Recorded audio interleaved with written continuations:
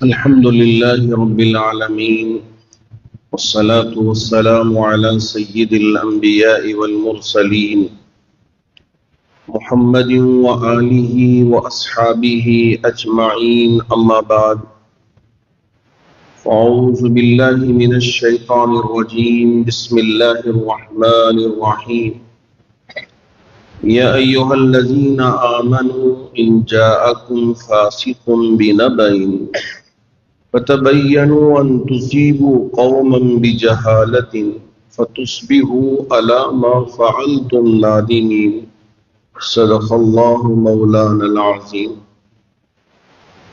بزرگان محترم، اللہ رب ذوالجلال کا کروڑ شکر کہ اس رب نے ہمارے لیے قرآن مجید میں بہت ساری باتوں کی رہنمائی فرمائی۔ اگر ہم سے کچھ چوک ہو جائے، اگر ہم سے کچھ غلطی سرزد ہو جائے تو ایسے میں ہمارا عمل کیا ہونا چاہیے، اللہ رب ذوالجلال نے ان کی بھی اصلاح بیان فرمائی۔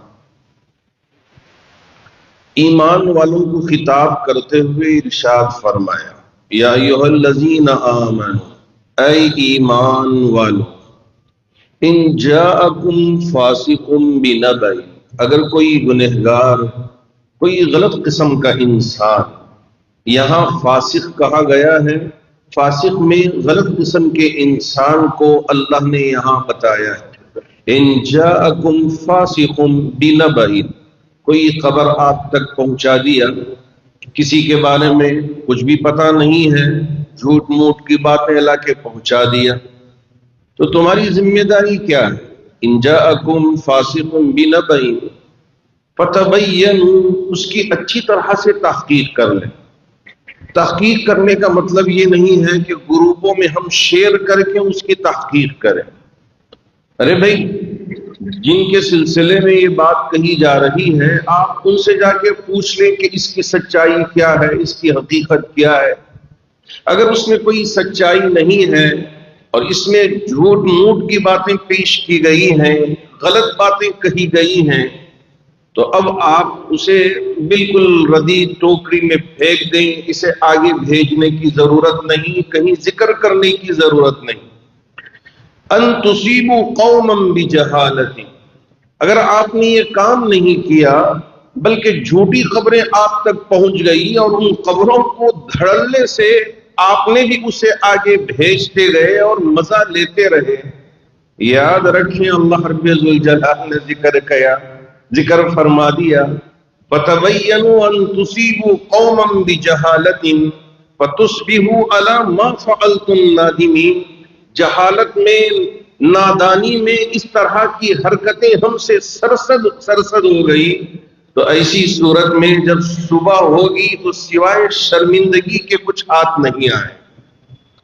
افسوس ہوگا کہ مجھ سے کس طرح کی غلطیاں سرزد ہو گئی اور یہ میں نے کیا کر دیا، کس طرح کے الزام تراشیاں میں نے لوگوں کے درمیان میں پھیلا دیا۔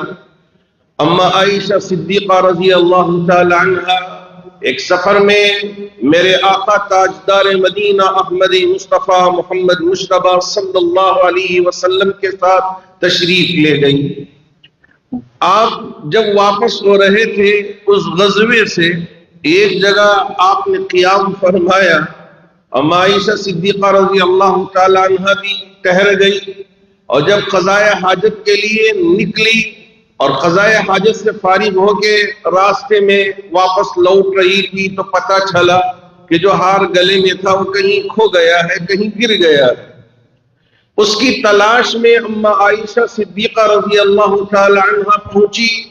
اب یہ تلاش کرتی کرتی ڈھونڈتی بہت زیادہ وقت نکل گیا، انہیں پتہ بھی نہیں چلا، حتیٰ کہ جو قافلہ تھا اور جس پالکی میں اما عائشہ صدیقہ رضی اللہ تعالی عنہ بیٹھا کرتی تھی، جن صحابہ کی ذمہ داری تھی، بالکل کپڑے بنے ہوئے تھے، اندر کا کوئی پتہ نہیں کہ کون بیٹھے ہیں کون نہیں بیٹھے ہیں، اور ان دنوں میں اما عائشہ صدیقہ رضی اللہ تعالی عنہ بڑی ہلکی پھلکی اور آپ بہت وزن بھی نہیں تھی. صحابہ جن کی ذمہ داری تھی اس پالکی کو اٹھا کے اونٹ پر رکھنے کی، اٹھایا تو ان کو احساس بھی نہیں ہوا کہ اندر اماں عائشہ نہیں ہے. وہ تو ہار کو تلاش کر رہی ہیں، انہوں نے رکھ دیا. اب سمجھ گئے کہ اماں عائشہ اندر ہے، اس لیے کہ پردے بنے ہوئے تھے پالکی کو. اب یہ قافلہ نکل پڑا. اماں عائشہ صدیقہ رضی اللہ تعالی عنہ بہت دیر کے بعد واپس آئی تو دیکھا کہ کوئی قافلے کا شخص نہیں ہے، کوئی چیز یہاں نہیں ہے، سب نکل گئے ہیں. اماں عائشہ صدیقہ رضی اللہ تعالی عنہ بڑی ذہین تھی، فتین تھی. جی ہاں، آپ نے سوچا کہ آگے میرے آقا تاجدار مدینہ احمد مصطفیٰ محمد مصطفیٰ صلی اللہ علیہ وسلم میرا حال معلوم کرنے کے لیے آئیں گے اور مجھے نہ پائیں گے تو کسی کو بھیجیں گے یا خود تشریف لائیں گے، جیسے بھی ہو. اگر میں یہاں سے ہٹ جاؤں تو آنے والوں کے لیے پریشانی ہوگی. اب یہ قافلہ کس طرف گیا ہے مجھے بھی پتہ نہیں ہے. تو اب یہاں گمنے کی یا کھو جانے کی یہاں پریشانی سمجھ میں آ رہی تھی. اماں عائشہ صدیقہ رضی اللہ تعالی عنہ جہاں اونٹ آپ کا بیٹھا ہوا تھا، جہاں آپ آرام کر رہی تھی وہیں بیٹھ گئی. یہ وقت گزرتا گیا، اس لیے کہ تنہائی میں اگر ہم رہے کبھی نیند آ جاتی ہے، سو جاتے ہیں. اماں عائشہ صدیقہ رضی اللہ تعالی عنہ بھی انتظار کرتے کرتے نیند لگ گئی، سو گئی. حضرت صفوان بن معطل ایک صحابی تھے، ان کی ذمہ داری یہ تھی کہ وہ پیچھے سے آئے تلاش کرتے ہوئے پورا راستہ کہ کسی کی چیز نہیں رہ گئی ہے. بہت ساری ایسی چیزیں ہوتی ہیں کہ آٹو میں ہم سفر کرتے ہیں، موبائل چھوڑ دیتے ہیں، پرس چھوڑ دیتے ہیں. یہ ہے کہ جب ہم کہیں کسی ہوٹل پہ جاتے ہیں وہاں کوئی چیز چھوڑ کے آ جاتے ہیں، چارجر چھوڑ دیا، کوئی اور چیز چھوڑ دیا، قلم چھوڑ دیا، ایسا ہوتا ہے. تو اس لیے کہا گیا کہ اچھی طرح تلاش کر لیں. تلاش کرنے کے باوجود بھی کبھی کوئی چیز کھو جاتی ہے. اللہ کے رسول علیہ السلام نے نظام بنایا تھا کہ آپ اخیر میں آئیں گے اور دیکھتے ہوئے آئیں گے، ہر طرف نظر دوڑاتے ہوئے آئیں گے کہ کہیں کوئی چیز نہیں پڑی ہے تو اسے اٹھا کے لے کے آئیں گے، اور جن کی ہے وہ چیز ان کے حوالے کر دیا جائے.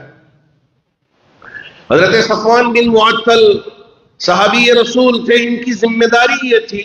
تو اب یہاں آئے تو دیکھا کہ اس لیے کہ چہرہ کھلا ہوا تھا، پردے کی آیت اترنے سے پہلے اماں عائشہ صدیقہ رضی اللہ تعالیٰ عنہ کا چہرہ آپ نے دیکھا تھا.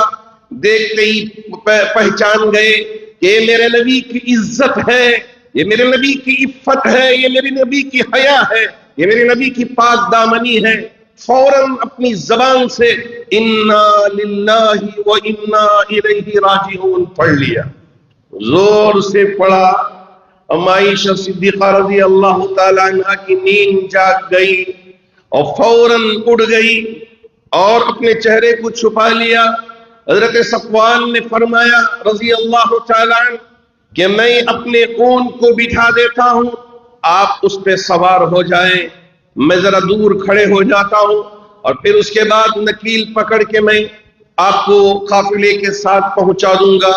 حضرت صفوان بن معطل رضی اللہ تعالی عنہ نے اپنے اونٹ کو بٹھا دیا، دور چلے گئے. روایتوں میں صاف صاف الفاظ میں لکھا ہوا ہے. اور اس کے بعد اماں عائشہ صدیقہ رضی اللہ تعالی عنہ اونٹ پہ سوار ہو گئی. حضرت صفوان بن معطل نے اونٹ کی نکیل پکڑ کے قافلے کے ساتھ جا ملے. عبداللہ بن ابی بن سلول منافقوں کا سردار دیکھا کہ ایک موقع ہاتھ آ گیا، اچھا موقع ہاتھ لگ گیا ہے، خبر اڑا دیا کہ نعوذ باللہ من ذالک.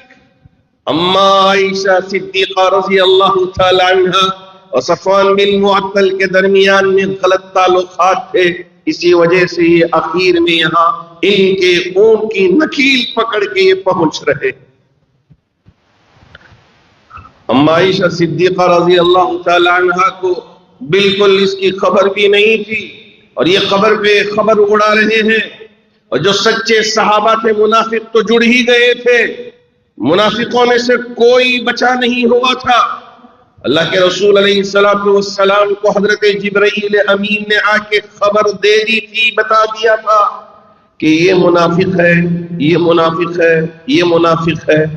اللہ کے رسول علیہ السلام اگر چاہتے تو اسی وقت ان کا مواخذہ کرتے، اور جو سزا ان کو دینی تھی سزا دے کے ان کو یہاں سے بھگا دیتے، لیکن آپ نے ان کو رہنے دے دیا اس نیت سے کہ ہو سکتا ہے کہ ساتھ رہ کر ان کا دل بدل جائے اور یہ بھی جنتی ہو جائے۔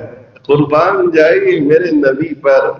حضرت حذیفہ ابن یمان رضی اللہ تعالیٰ عنہ ایک صحابی تھے، یہ نبی علیہ السلام کے رازدار صحابی تھے، ان کو پورا بتا دیا تھا کہ یہ شخص، بتا دیا سب کے نام، لیکن انہوں نے اخیر وقت تک کسی کو نہیں بتایا، رازداری سے رکھا، چھپا کے رکھا۔ کیوں؟ پہلی صف میں آ کے نماز ادا کرتے تھے، لیکن اللہ کے رسول علیہ السلام نے کبھی ان کے راز کو فاش نہیں فرمایا، برابر منافقت جاری رہتی تھی۔ اللہ کے رسول علیہ السلام کو بھی تکلیف پہنچانے میں ذرا برابر کسر نہیں چھوڑتے تھے، اور اما عائشہ صدیقہ رضی اللہ تعالیٰ عنہ کی جھوٹی خبر کو زور و شور کے ساتھ پھیلانے کا کام کیا۔ جو سچے صحابہ تھے وہ بھی ان کی خبروں کے ساتھ مل گئے اور یقین کر لیا کہ اما عائشہ کا کچھ چکر ہے، نعوذ باللہ۔ اسی وجہ سے اخیر میں آئی استغفر اللہ استغفر اللہ۔ اس طرح کی چیز سوچنے سے اللہ ہمیں زمین پھاڑ دے اور ہم اس میں غرق ہو جائیں، دب جائیں اور ہم اس دنیا سے رخصت ہو جائیں۔ اللہ کے رسول علیہ السلام کی عزت اور آپ کی گھر والی، ان کے بارے میں یہ تصور، یہ خیال، اللہ حفاظت فرمائے۔ جی ہاں، اگر پیارے آقا صلی اللہ علیہ وسلم چاہتے تو فوراً یہ اعلان کرتے کہ یہ جھوٹی خبر ہے، یہ جھوٹا الزام ہے، اور آپ اعلان کر دیتے تو بات الگ تھی، لیکن آپ نے اعلان نہیں کیا، یہاں خاموشی اختیار کی، یہاں خاموشی اختیار کی، کوئی بات نہیں کہی۔ حضرت ابوبکر صدیق رضی اللہ تعالیٰ عنہ باپ تھے اما عائشہ کے، ایک لفظ بھی اپنی زبان سے نہیں کہا اس واقعے کے بارے میں کہ واقعہ جھوٹا ہے، اس میں کوئی صداقت نہیں ہے۔ آپ بھی اپنی زبان کو لاک کر لیا، ایک لفظ بھی اس سلسلے میں نہیں بولا، نہیں کہا۔ اے میرے اللہ، جھوٹی خبروں کو پھیلانے میں بڑا مزہ آتا ہے، اس کے اندر سچائی ہو نہ ہو، لیکن اگر جھوٹ موٹ کی خبر بنا کے کسی نے پھیلا دیا، بڑے مزے سے ہم اسے آگے بھیجتے رہتے ہیں اور مزہ لیتے ہیں کہ دیکھو واہ واہ کیا کیسا ہو رہا ہے، کس طرح کی باتیں ہو رہی ہیں، ہوٹلوں میں باتیں ہو رہی ہیں، نکڑوں پہ اس طرح کی باتیں ہو رہی ہیں۔ شرم نہیں آتی ہمیں جھوٹ کو پھیلانے؟ اللہ رب ذوالجلال نے کیا ذکر کیا، ذرا سن کے جائیں اور لوگوں تک پہنچائیں اس طرح کی باتیں پھیلانے والوں کو کہ قرآن نے ان کے سلسلے میں کیا گواہی دی ہے۔ اللہ رب ذوالجلال نے فرمایا والذین یرمون المحصنات، وہ لوگ جو پاک دامن عورتیں یا پاک دامن مرد ان پر جھوٹی تہمتیں باندھتے ہیں، ان پر الزام تراشیاں کرتے ہیں، ان پر غلط باتیں کہہ کے خوب پھیلانے کا کام کرتے ہیں، ثم لم یأتوا بأربعة شہداء، تحقیق کی تو اس پر کوئی سچائی نہیں ہے اور ان کے پاس گواہ بھی نہیں ہے، باوجود اس کے زور و شور کے ساتھ یہ باتیں پھیلا رہے ہیں۔ ثم لم یأتوا بأربعة شہداء، میرے رب نے یہاں حکم دیا ہے فجلدوہم 80 جلدہ، ایسے جھوٹے مکار غلط قسم کے لوگوں پر 80 کوڑے لگائے جائیں۔ یہ جھوٹی خبروں کو پھیلانے والے ان مکاروں پہ 80 کوڑے لگائے جائیں۔ اگر اسلامی حکومت ہو تو یہ برابر سزا دی جائے گی۔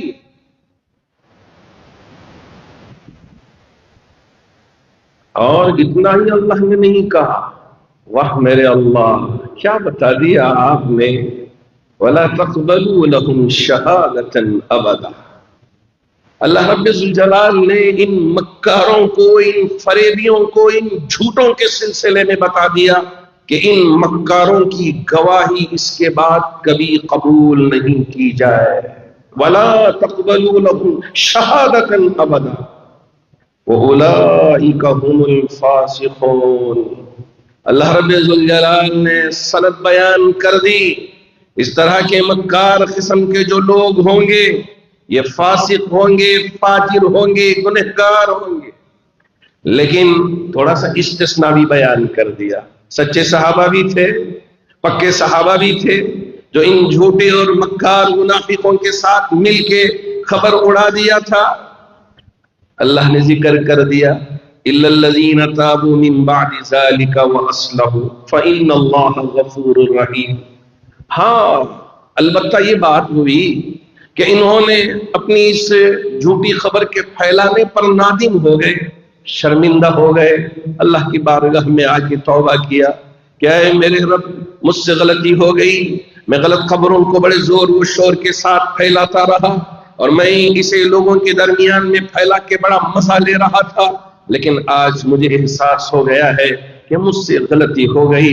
اے اللہ تو جانتا ہے کہ میں سچا مومن و مسلمان ہوں، میرے دل میں کوئی گندگی نہیں ہے، میں تجھے ہی جانتا ہوں، تجھے ہی مانتا ہوں، تیری ہی گواہی دیتا ہوں اور تیرے نبی کی رسالت کی سچی گواہی دیتا ہوں، اس کی صداقت کو قبول کرتا ہوں. توبہ کر لیا. الا الذين تابوا من بعد ذلك واصلحوا، اپنی اصلاح کر لیا. یہاں مجھ سے غلطی ہو گئی، مجھے اس طرح کی باتیں نہیں کرنا چاہیے تھا، میں نے کر دیا. اللہ رب ذوالجلال نے فرمایا فإن اللہ غفور رحیم. اگر سچی توبہ کر لیا، اگر اپنے گناہوں پہ نادم ہو گیا، رجوع کر لیا، اللہ بخشنے والے ہیں، اللہ غفور الرحیم، معاف کر دینے والے ہیں.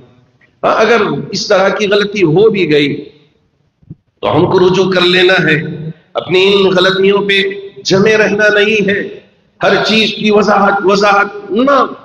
میرے آقا صلی اللہ علیہ وسلم چاہتے تو فوراً اپنی اس بیوی کے سلسلے میں گواہی بیان کر دیتے کہ میری بیوی پاک ہے، میرا صحابی صفوان بن معطل پاک ہے، اس میں کسی طرح کی کوئی کمی نہیں، کوئی غلطی نہیں، انہوں نے کوئی گناہ نہیں کیا ہے.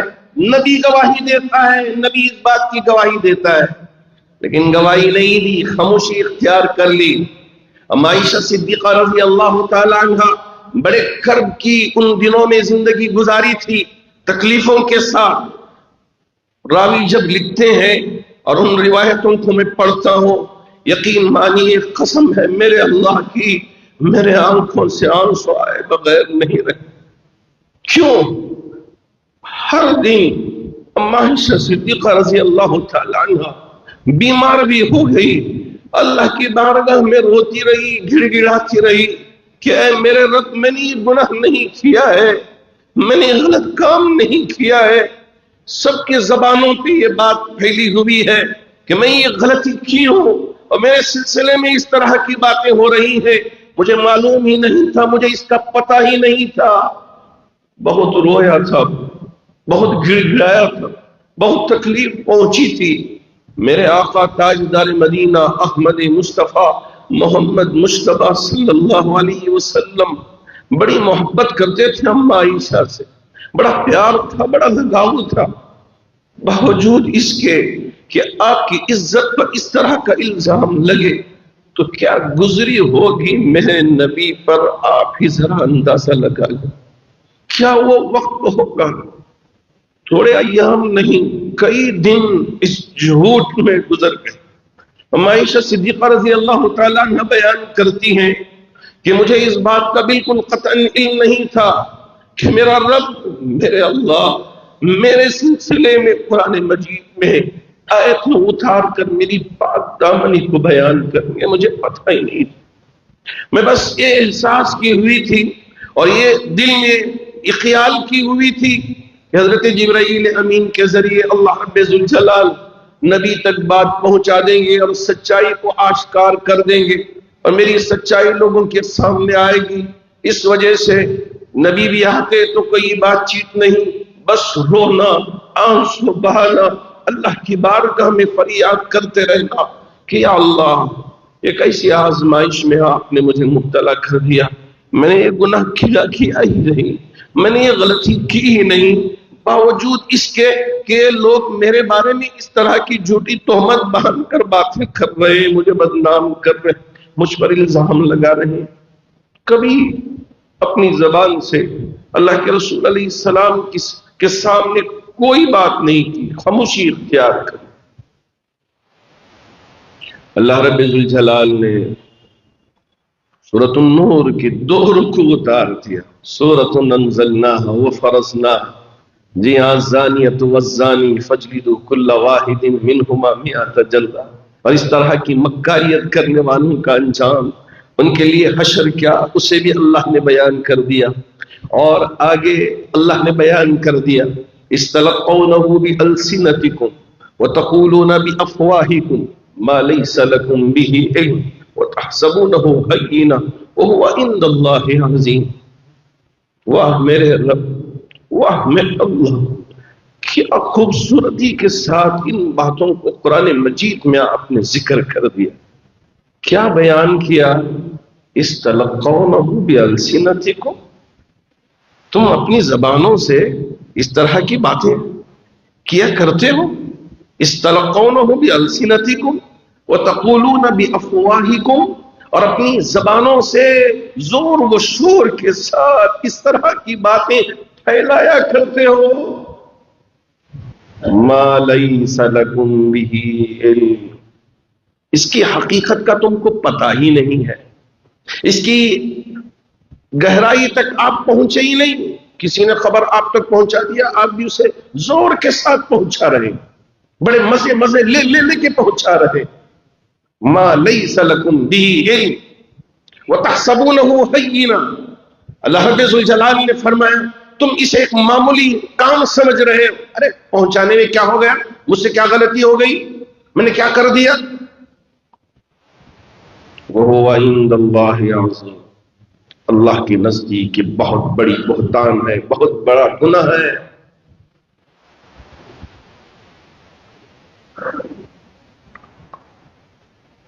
ھذا بہتان عظیم، آگے فرمایا وَلَوْلَا إِذْ سَمِعْتُمُوهُ قُلْتُمْ مَا يَكُونُ لَنَا أَن نَّتَكَلَّمَ بِهَذَا سُبْحَانَكَ ھذا بہتان عظیم۔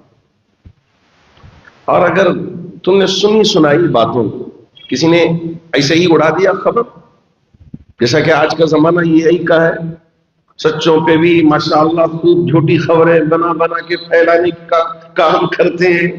وَلَوْلَا إِذْ سَمِعْتُمُوهُ قُلْتُمْ مَا يَكُونُ لَنَا أَن نَّتَكَلَّمَ بِهَذَا، اس سلسلے میں کسی طرح کی کوئی بات کرنے کی ضرورت نہیں تھی، لیکن ہم بڑے زور و شور سے یہ خبر پھیلا رہے ہیں۔ سبحانک، اللہ کی ذات پاک و صاف ہے، یاد رکھو اس طرح کی باتیں کرنا یہ بہت بڑا بہتان ہے، یہ بہت بڑی الزام تراشیاں ہیں، اس سے بچنا چاہیے۔ اللہ فرماتے ہیں یعظکم اللہ، اللہ تمہیں اس بات کی نصیحت فرماتے ہیں ان تعودوا لمثلی، اس جیسی چیزوں سے لوٹ کر آئے اگر آپ سچے ہیں، ان چیزوں میں پڑھنے کی ضرورت نہیں ہے۔ ان تعودوا لمثلی ابدا، ہمیشہ کے لیے لوٹ کر آئے۔ ان کنتم مؤمنین، اگر تم سچے مومن ہو تو لوٹ کر آؤ گے۔ اگر منافقت ہو، اگر غلط قسم کے خیالات ہو، ایسے ہی بات کرتے رہیں گے، اس طرح کی چیزیں پھیلانے کا کام کرتے رہیں گے۔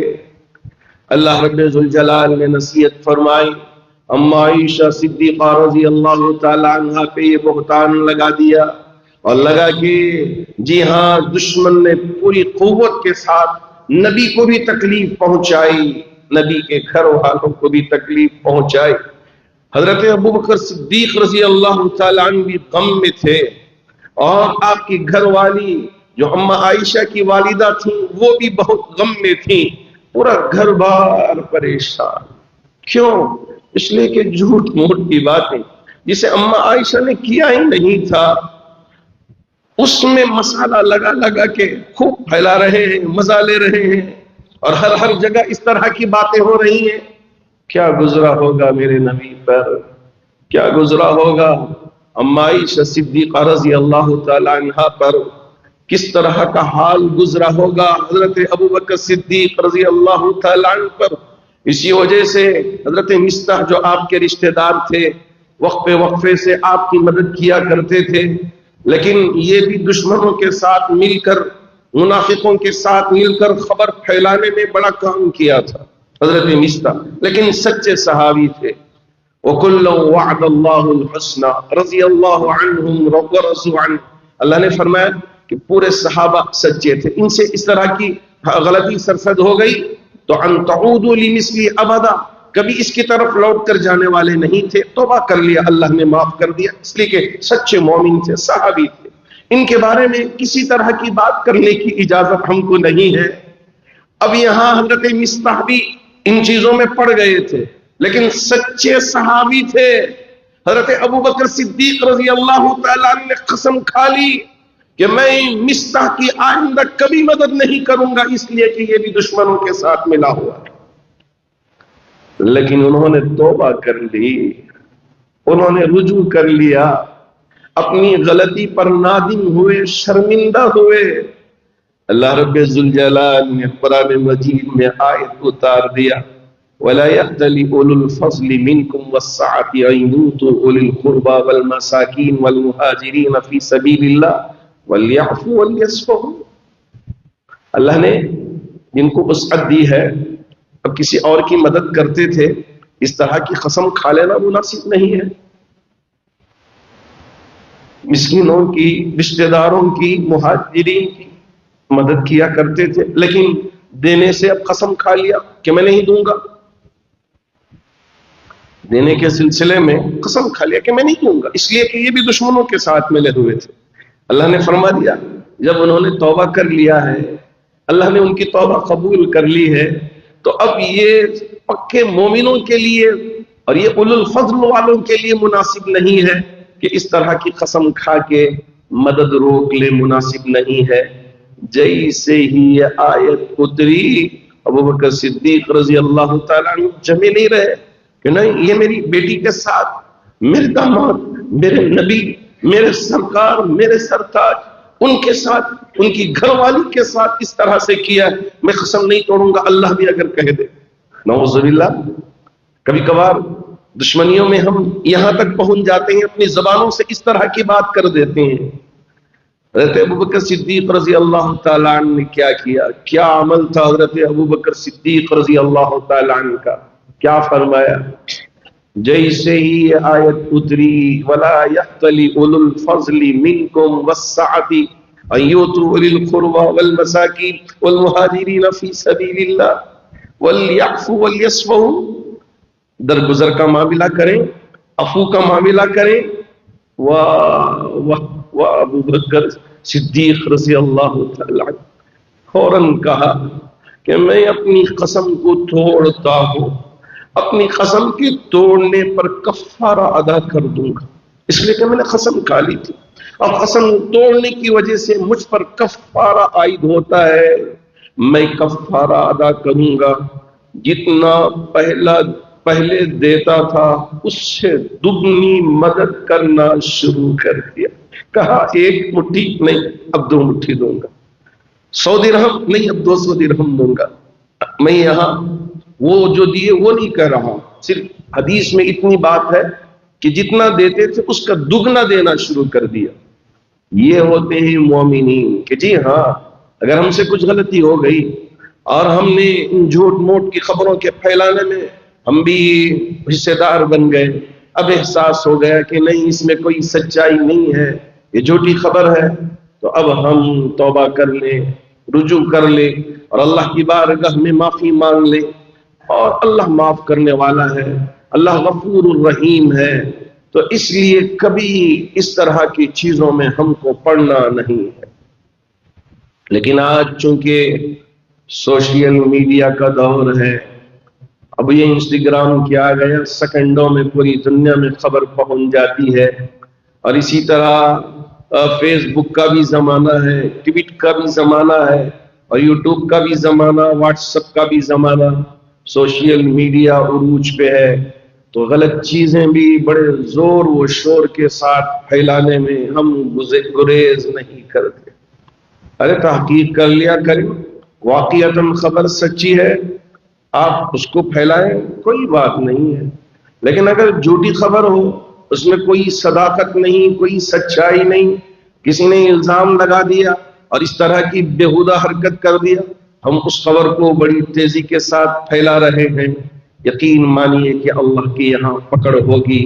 اور اللہ رب ذوالجلال نے ایسے جھوٹوں کے بارے میں بیان کر دیا، وَلَا تَقْبَلُوا لَهُمْ شَهَادَةً أَبَدًا وَأُولَٰئِكَ هُمُ الْفَاسِقُونَ، ان کی گواہی کبھی قبول نہ کریں اور یہ ہمیشہ فاسق ہیں، فاجر ہیں۔ تو اس طرح اللہ رب ذوالجلال نے واضح فرما دیا ہے۔ اللہ کرے کہ اللہ رب ذوالجلال مرتے دم تک مجھے بھی اور آپ میں سے ہر ایک کو بھی سچے راستے پر چلنے کی توفیق عطا فرمائے، جھوٹے راستے پر چلنے سے میری بھی حفاظت فرمائے، غلط چیزوں کے کرنے سے میری اور آپ میں سے ہر ایک کی بھی حفاظت فرمائے۔ سب سے پہلی بات مجھے آپ سے یہ عرض کرنی ہے کہ ماشاءاللہ دارالقرآن کا افتتاح عمل میں آیا اور ہمارے اس ریاست کے سی ایم صاحب بھی، وزراء بھی آئے، بہت سارے احباب بھی پہنچے جن کو اللہ نے توفیق بخشی۔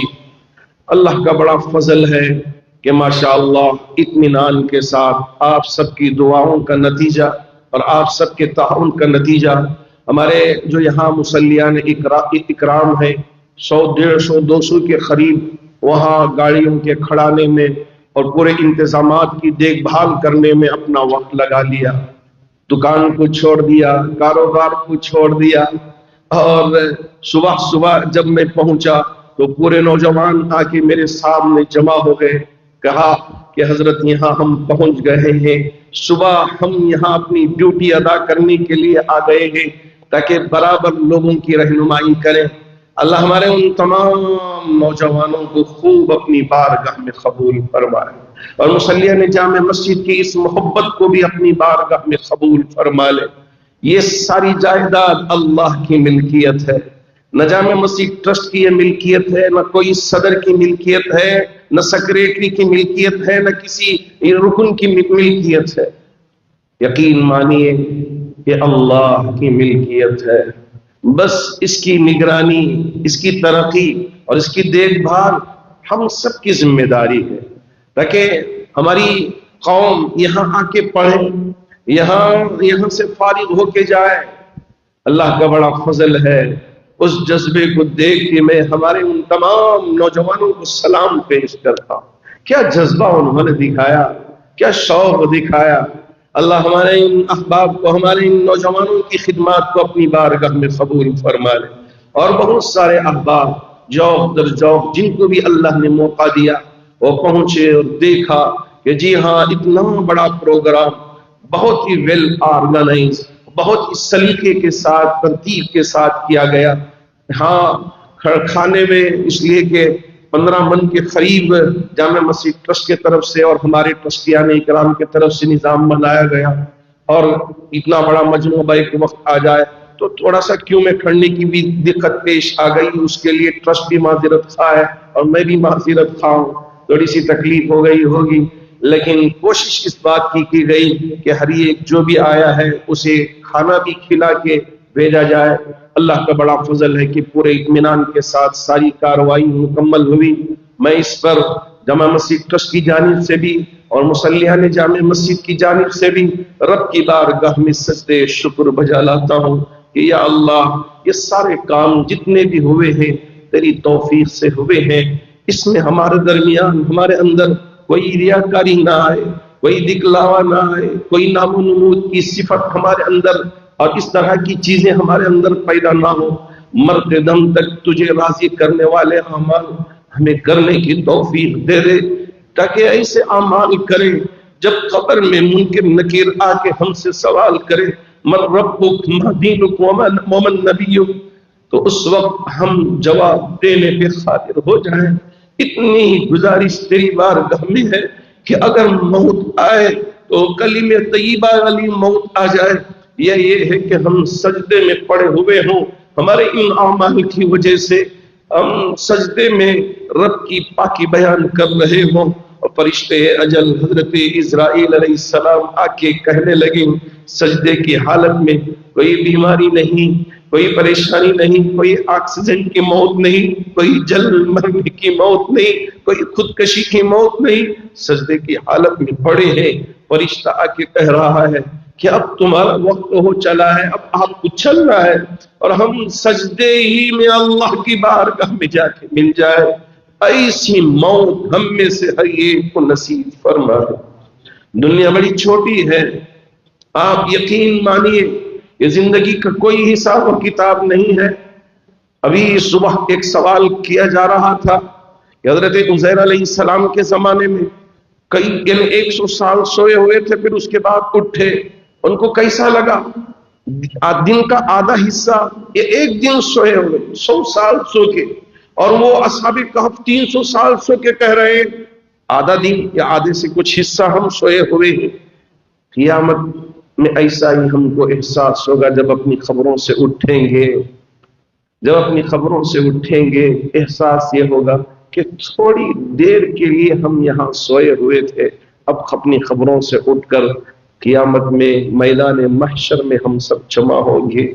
اللہ کی بارگاہ میں یہی دعا ہے کہ یا اللہ زندگی میں ایسا عمل ہم سے لے لے، ایسے کام کرنے کی ہم کو توفیق دے دے کہ جس کی وجہ سے میدان محشر میں رسوائی نہ ہو۔ جب نفسی نفسی کا عالم ہوگا کوئی کسی کے کام نہیں آئے گا۔ میرے نبی تاجدار مدینہ احمد مصطفیٰ محمد مصطفیٰ صلی اللہ علیہ وسلم کے ہاتھوں سے حوض کوثر کا ایک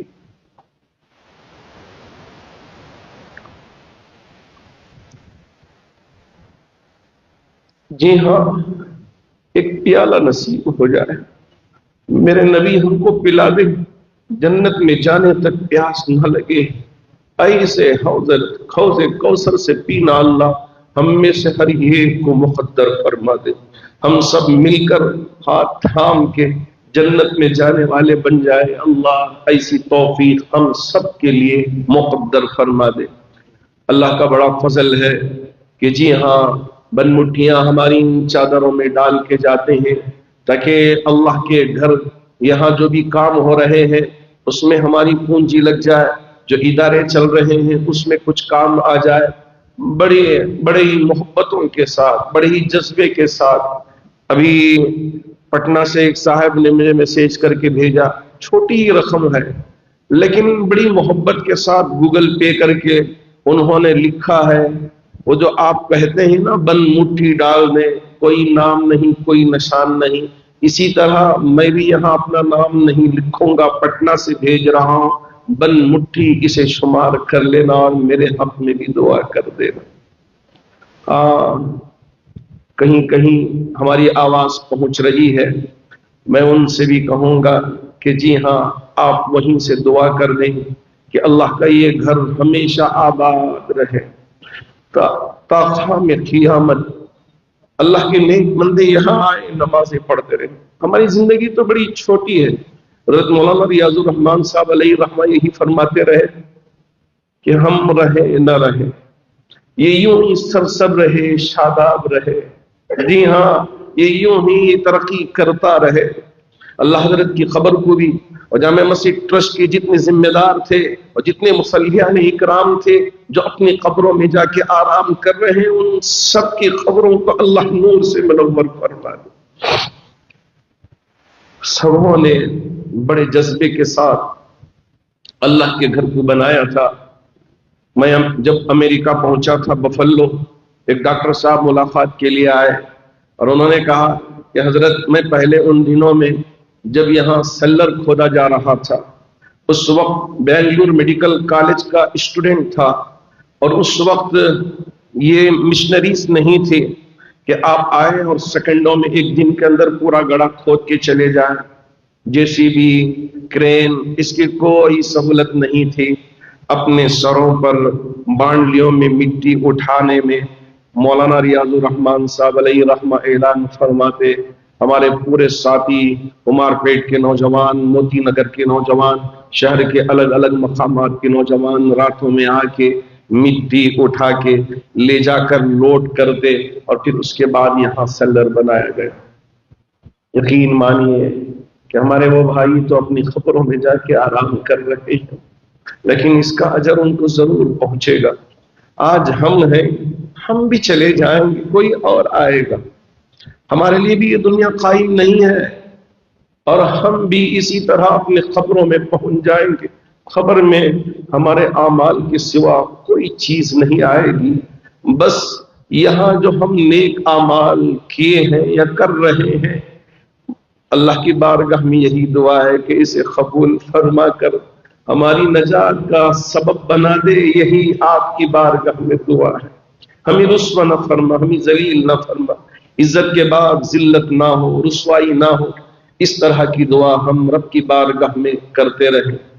اللہ کا بڑا فضل ہے کہ بہت سارے وہ غریب احباب جو سڑکوں پر دھوپ میں بھی بارش میں بھی حلال کمائی کے لیے کام کرتے ہیں، میرے پاس آ کے کہتے ہیں کہ مولانا ہفتہ بھر میں نے تھوڑی تھوڑی مقدار جمع کر لیا، بن مٹھی لا کے اس میں ڈال دیا ہوں، میں آپ کے پاس آتا بھی نہیں تھا اور آپ سے ذکر کرتا بھی نہیں تھا، میں مقدار بھی نہیں بیان کروں گا کہ کتنا میں نے ڈالا۔ بس ہمارے حق میں آپ دعا کر دیں کہ اللہ ہمارے اس عمل کو اپنی بارگاہ میں قبول فرما دے۔ آپ بھی دعا کر دیں۔ آپ سب سے گزارش ہے کہ جی ہاں، جس خلوص کے ساتھ، جس للہیت کے ساتھ، جس جذبے کے ساتھ اللہ کے گھر کی مدد کے لیے بن مٹھیاں ہماری چادروں میں ڈال کے جاتے ہیں، تاکہ اللہ ہماری آخرت کا یہ ذخیرہ بنا دے، ذریعہ بنا دے۔ اللہ ہمارے ان تمام بھائیوں کی نیتوں کو، ان کے ارادوں کو، ان کے اعمال کو اپنی بارگاہ میں قبول فرما لے، اور مجھے بھی اپنی بارگاہ میں قبول فرما لے۔ اللہ کا یہ گھر ماشاءاللہ اتنا خوبصورت بن گیا، اور باہر سے بیچ سے جانے والے غیر مسلم بھائی بھی دیکھ کر کہتے ہیں باہر سے یوں لگتا ہے کہ ایک جنت کا محل یہاں کھڑا ہوا ہے، تعمیر ہو گیا ہے۔ اللہ ہمارے ان غیر مسلم بھائیوں کے اس نیتوں کو بھی قبول فرما لے کہ جی ہاں، اس ارادے سے بھی وہ دیکھ لیتے ہیں تو اس سے بھی اللہ ان کو بھی ایمان کی دولت سے مالا مال، ایمان کی دولت سے مالا مال فرما دے۔ میرے نبی تاجدار مدینہ احمد مصطفیٰ محمد مصطفیٰ صلی اللہ علیہ وسلم یہی ارادہ کرتے تھے۔ حریص علیکم بالمؤمنین رؤوف الرحیم، ہر ایک کے بارے میں فکر ہوتی تھی کہ یہ بھی ایمان قبول کر لے، وہ بھی ایمان قبول کر لے۔ آج بھی یاد آتی ہے وہ بچی کہ یہاں جب گزرتی تھی، بیان سن کے میرے پاس آئی، کہنے لگی کہ میں یہاں پہلے باہر کا بھی مائک ڈالا جاتا تھا، کیونکہ حالات کی وجہ سے ٹرسٹ نے یہ فیصلہ لیا کہ مائک کو صرف اندر کی ہی حد تک رکھ لیا جائے، باہر اس کی آواز نہ پہنچے۔ تو وہ بچی آ کے کہنے لگی کہ میں بھی بیان سنتی تھی، سنتی مجھے لگا کہ یہ مذہب سچا مذہب ہے، میں اب کلمہ پڑھنا چاہتی ہوں، مجھے بھی کلمہ پڑھا دیجئے، اس لیے کہ میرا باپ وکیل ہے، میں ابھی نہیں کہوں گی لیکن اسلام کی پریکٹس کرتی رہوں گی۔ اللہ جسے چاہتا ہے اسے اسلام کی دولت سے مالا مال فرماتا ہے۔ اللہ نے بغیر مانگے ماں کے پیٹ سے ہمیں مسلمان بنا دیا، اس نعمت کے ملنے پہ ہم اللہ کا شکر بجا لائیں۔ اللہ کرے کہ مرتے دم تک اس ایمان پر میں بھی ثابت قدم رہوں، اور آپ میں سے ہر ایک بھی ایمان پر ثابت قدم رہے۔ اللہ ہمارے ان باتوں کو، ہمارے ان اعمال کو اپنی بارگاہ میں قبول فرما کر جتنے بیمار ہیں ان کو شفا عطا فرمائے، جو پریشان حال ہیں ان کی پریشانیوں کو دور فرمائے، جو قرض میں مبتلا ہیں ان کے قرض کی ادائیگی کی شکلیں اور صورتیں پیدا فرمائے، جو مرحومین دنیا سے رخصت ہو چکے ہیں ان تمام مرحومین کی نام بنام مغفرت فرما دے۔ آمین۔ وآخر دعوانا الحمدللہ رب العالمین۔